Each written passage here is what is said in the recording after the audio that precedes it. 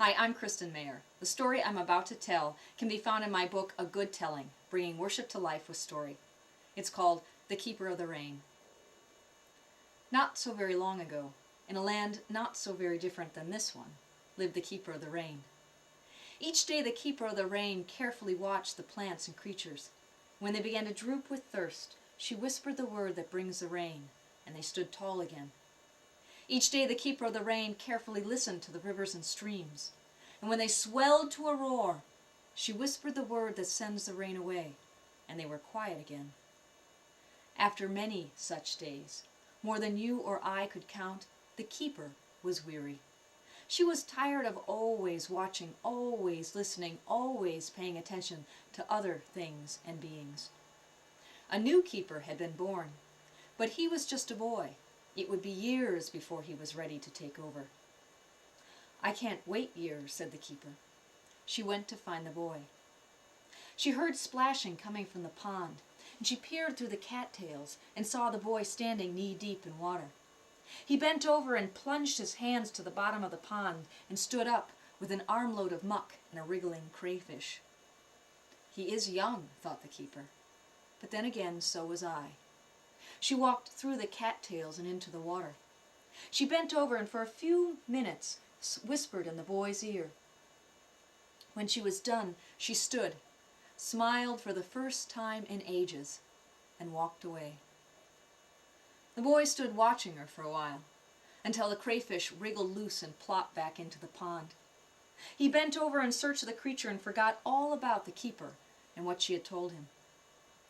The boy stayed splashing and playing in the water until his lip turned blue and quivered. Then he tromped up through the sand and grass to the sun-warmed rocks. His favorite was low and flat and as ancient as the rain. The boy lay basking in the sun, listening to the peeping frogs and telling the rock his stories. And the rock listened and laughed in that low, rumbling way of rocks. The next day, the boy again stayed splashing and playing in the water till his lip turned blue and quivered. Then he tromped up through the sand and grass to the sun-warmed rocks. He lay basking in the sun, listening to the peeping frogs and telling the rock his stories. Then, all of a sudden, the sky turned dark. The wind became cool. A cold, wet raindrop fell on his back. "I don't like rain," said the boy, as more raindrops fell. And then he remembered the keeper and what she had told him. He whispered the word that sends the rain away, and the raindrops stopped. The sun reappeared. The boy lay back down on the rock. Each day after that, the boy splashed and played in the pond until his lips turned blue and quivered. Then he tromped up through the sand and grass to the sun-warmed rocks. He lay basking in the sun, listening to the peeping frogs and telling his stories. And if raindrops came, he simply whispered them away. Many such days passed. And as the boy lay basking in the sun, the rock asked, "Have you noticed? The trees and plants are turning yellow." The boy sat up and looked. "I like the color yellow," he said. "They need rain," said the rock. "I don't like rain," said the boy.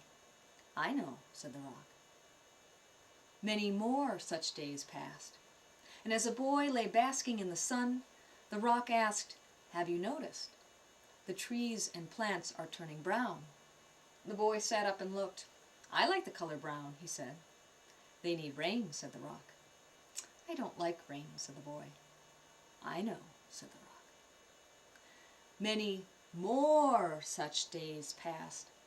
And as the boy lay basking in the sun, the rock asked, "Have you noticed? You have to walk farther to get to your pond." The boy sat up and looked. "Who moved my pond?" he said. "No one," said the rock. "It needs rain." The boy sat and listened for a moment. "It's too quiet," he said. "The frogs aren't peeping."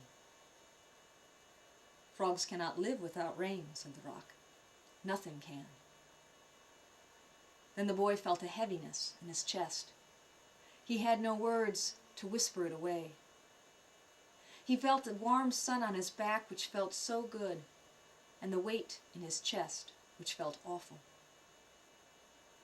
Finally, he whispered the word that brings the rain. Cold, wet raindrops fell and the boy shivered. But he let it rain and rain and rain. And when the rivers and streams swelled to a roar, he whispered the word that sends the rain away. I still don't like rain, said the boy, but I love my pond. I know, said the rock. I know. The end. For the text of The Keeper of the Rain, and for more stories like it, and for tips on how to bring these stories to life, see my book, A Good Telling, Bringing Worship to Life with Story.